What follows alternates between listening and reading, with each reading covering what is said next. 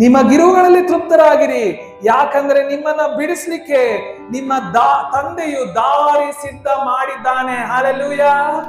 ನಾವು ನಮಗಿರುವುಗಳಲ್ಲಿ ತೃಪ್ತರಾಗಿರ್ಬೇಕು. ಯಾಕೆ ಅಂದ್ರೆ ನಮ್ಮ ತಂದೆ ನಮಗಿರುವಂತ ಸ್ಥಿತಿಯಿಂದ ಬಿಡಿಸ್ಲಿಕ್ಕೆ ಆತನು ಮೊದಲೇ ದಾರಿ ಸಿದ್ಧ ಮಾಡಿದ್ದಾನೆ. ಹಲ್ಲೆಲೂಯ.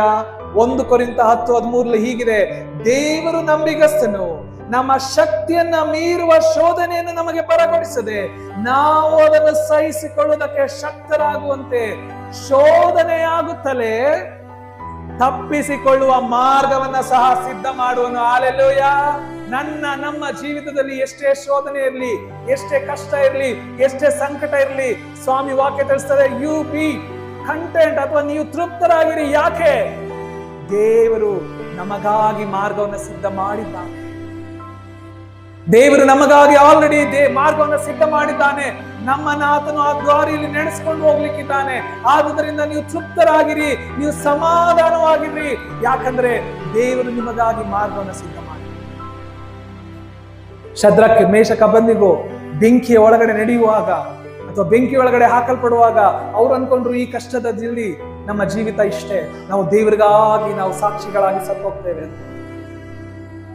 ಆದ್ರೆ ಯಾವಾಗ ಅವರು ಬೆಂಕಿಯೊಳಗಡೆ ಕಾಲಿಟ್ರು, ಅವರ ಜೊತೆ ಪರಾತ್ಪರನಾದ ದೇವರು ಸಹ ಬೆಂಕಿಯೊಳಗಡೆ ಕಾಲಿಟ್ನು. ಪ್ರಿಯರೇ, ಹಲ್ಲೆಲೂಯ.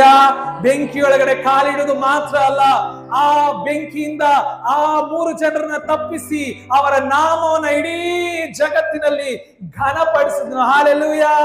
ಆತನು ಶೋಧನೆ ಆಗುತ್ತಲೇ ತಪ್ಪಿಸಿಕೊಳ್ಳುವಂತ ಮಾರ್ಗವನ್ನ ಆತನು ಸಿದ್ಧ ಮಾಡಿದ್ದಾನೆ. ಹಲ್ಲೆಲೂಯ. ನಾವು ಶೋಧನೆಗೆ ಭಯ ಪಡುವುದು ಬೇಡ. ಶೋಧನೆ ಇರುವಾಗ, ಕಣ್ಣೀರಿರುವಾಗ, ಸಂಕಟವಿರುವಾಗ ನಾವು ತೃಪ್ತರಾಗಿ ಜೀವಿಸುವುದನ್ನ, ದೇವರಿಗೆ ಸ್ತೋತ್ರ ಸಲ್ಲಿಸುತ್ತಾ ಜೀವಿಸುವುದನ್ನ, ದೇವರಿಗಾಗಿ ಬದುಕುವುದನ್ನ ನಾವು ಅಭ್ಯಾಸ ಮಾಡೋಣ ಪ್ರಿಯ.